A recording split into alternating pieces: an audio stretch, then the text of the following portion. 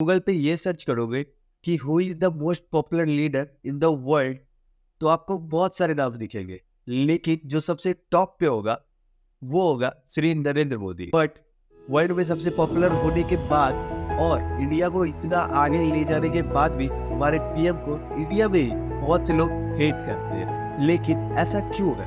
क्यों इंडिया के लोग ही पीएम मोदी को हेट करते हैं, जबकि मोदी जी ने इतने सालों में बहुत कुछ करके दिया है इंडिया के लिए एंड इंडिया को इतना ऊपर लेके गया, और भी कंट्रीज के लेवल में देख सकते हो आप बहुत ऊपर ले गया। तो आइए इस वीडियो में आगे जानेंगे कि क्यों ऐसा हेट मिलता है। लेकिन उससे पहले ये जान लेते हैं, अगर 2024 इलेक्शंस में अगर बीजेपी नहीं जीतता है एंड नरेंद्र मोदी प्रधानमंत्री नहीं बनते, तो क्या क्या होगा, what will happen if Narendra Modi lost 2024 election. देखो, सबसे पहले ये जो बात है वो इम्पॉसिबल टाइप का बात है, ऐसा कुछ हो ही नहीं सकता।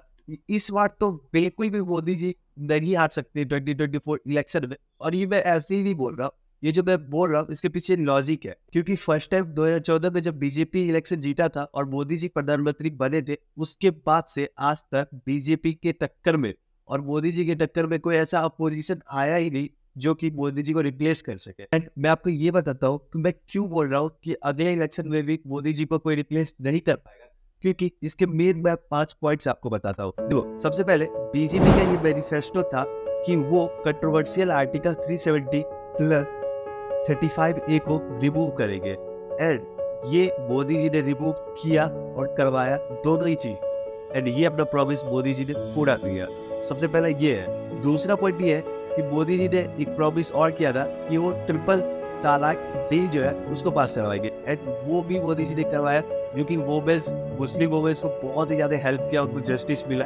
एंड उसके साथ साथ थर्ड जो सबसे इम्पोर्टेंट है वो है राम मंदिर। राम मंदिर का जो अभी इनॉग्रेशन हुआ वो इम्पोर्टेंट था, आप मानो या न मानो, हाँ, क्योंकि इंडिया में हिंदुइज्म का अब जो क्रेज है थोड़ा सा जो हुआ वो होना चाहिए, एंड ये हुआ, मोदी जी ने बनवा ही दिया आखिरकार राम मंदिर। तो ये एक बहुत ही अच्छा चीज था जो कि मोदी जी ने पूरा किया। चौथा पॉइंट अगर मैं देखूं तो आर्मी को बहुत ही ज्यादा मोदी जी के जो पीरियड है उसमें बहुत ज्यादा रिस्पेक्ट मिला, एंड उनको बहुत ज्यादा आप बोल सकते हो सपोर्ट मिला मोदी जी, जो कि एक अच्छी चीज है। एंड उसी के साथ साथ मोदी जी ने इंडिया को ग्लोबली बहुत ज्यादा रिप्रेजेंट किया। तो ये तो मैंने आपको बता दिया कि अगले बार भी मोदी जी क्यों ही इलेक्शन जीतेंगे। लेकिन अगर अगर कुछ हो जाए, सोच लो, हाइपोथेटिकली सोच लो कि अगर मोदी जी इलेक्शन हार जाते तब क्या क्या होगा।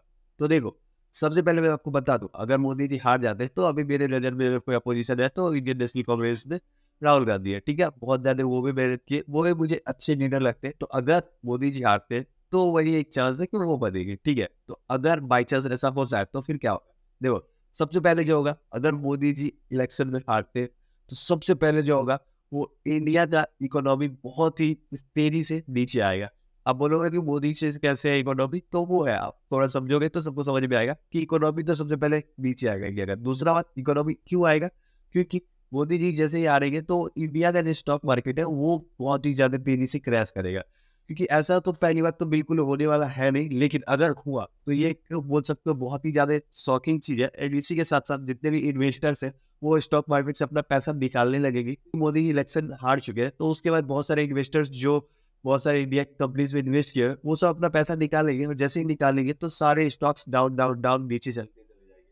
और बड़े बड़े इन्वेस्टर्स जब निकालेंगे तो छोटे मोटे ट्रेडर्स जो भी है वो सब भी अपना इन्वेस्टिंग जो भी होगा वो निकालेंगे, और ऐसे करते करते स्टॉक मार्केट बहुत ही ज्यादा डाउन जाएगा। जो स्टॉक मार्केट करीब 25,000 पे चल रहा है वो सीधा 10,000 15,000 पे आ जाएगा। एंड ये होगा देश का सबसे दिक्कत वाला चीज, क्योंकि स्टॉक मार्केट जैसे ही डाउन आएगा तो मार्केट डाउन आने के बाद बहुत चीज होता है जो कि दिक्कत होता है। उसके साथ साथ इंडिया का जो भी चीज है उसकी महंगाई बहुत ही जल्दी बढ़ेगा, एंड बढ़ेगा, उसके साथ साथ पेट्रोल बढ़ेगा। पेट्रोल तो वैसे भी अभी आप लोगों को लग रहा होगा बढ़ा हुआ है, लेकिन मोदी जी के अगर नहीं जीतते उसके बाद आपका ये पेट्रोल का प्राइस डबल हो सकता है। इसके साथ साथ बहुत सारे बीजेपी के जो सपोर्टर्स हैं वो बहुत ज्यादा एग्रेसिव एंड गुस्सा हो गए, और वो थोड़े से निराश भी हो गए कि मोदी जी कैसे नहीं जीत पाए। तो उनके तरफ से भी एक शॉकिंग या फिर आप बोल सकते हो कुछ अलग रिएक्शन आ सकता है। लेकिन जो मोदी जी के हेटर्स हैं वो थोड़ा सा खुश हो गए। अगर बाई चांस मोदी जी हार जाते हैं और बनते प्रधानमंत्री राहुल गांधी, तो बहुत सारे चेंजेस शायद जैसे वो बोल रहे हैं वो लाएंगे, जो भी मोदी जी नहीं कर पाए ऐसा जो भी चीज बचा हुआ होगा वो शायद करेंगे राहुल गांधी। एंड वो अपना अपना कुछ नया इन्फॉर्म्स और आप बोल सकते हो कुछ नया इंडिया में लाएंगे जो वो लाना चाहते थे, तो वो अलग करेंगे। ठीक, साथ ही साथ इंडियन पॉलिसी में बहुत सारे चेंज आएंगे। एंड इंडियन गवर्नमेंट जितना भी अभी मोदी जी के टाइम पे चेंज हुआ वो सब में बहुत सारा दिक्कत आएगा, जैसे कि जीएसटी है एंड इसी के साथ साथ इनकम टैक्स है और जैसे कि डिमोनिटाइजेशन है। ये सब जो चीजें हुआ है उस सबको शायद चेंज करने की कोशिश करेगी नए जो पीएम आएंगे वो।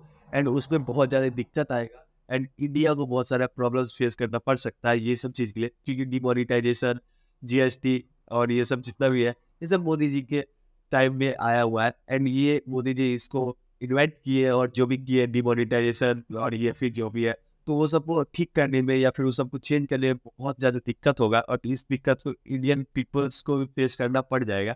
एंड जो गवर्नमेंट होगा उसको तो करना ही पड़ेगा कि न्यू गवर्नमेंट का न्यू पॉलिसी होगा, न्यू सिस्टम होगा, सब कुछ नया होगा। इसी के साथ साथ इकोनॉमिकली इंडिया नीचे थोड़ा सा तो जाएगा ही जाएगा। एंड अदर कंट्री जितने भी इन्वेस्ट इंडिया में किए होंगे, जितने भी मोदी जी के साथ इन्वेस्ट किए होंगे, जैसे कि टेस्ला है, एप्पल है, बहुत सारे कंपनी इंडिया में आया है, वो सब भी अपना लिंक हटा सकता है, क्योंकि वो अलग जो भी आएंगे नए प्राइम मिनिस्टर, उनका नया पॉलिसी होगा। नया पॉलिसी से शायद वो बाहर के जो भी इतनी जितने भी इन्वेस्टर्स है, बिजनेसमैन है, वो नहीं चल पाए एंड उसके साथ साथ अपना जो भी डील है वो हटा ले।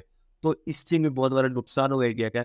और जितने भी अदर कंट्रीज से आते हैं इन्वेस्टर वो आना भी रुक सकते हैं अगर वो पीएम चेंज हुए तो। और बहुत सारे फॉरेन पॉलिसी भी है इंडिया के जो कि चेंज हो सकते हैं अगर कोई नए आए, और ये जैसे ही चेंज हो गए तो फॉरेन की जितने भी कंट्रीज है वो थोड़ा सा इंडिया से झगड़ा कर सकते हैं एंड इंडिया थोड़ा सा प्रॉब्लम में आ सकता है।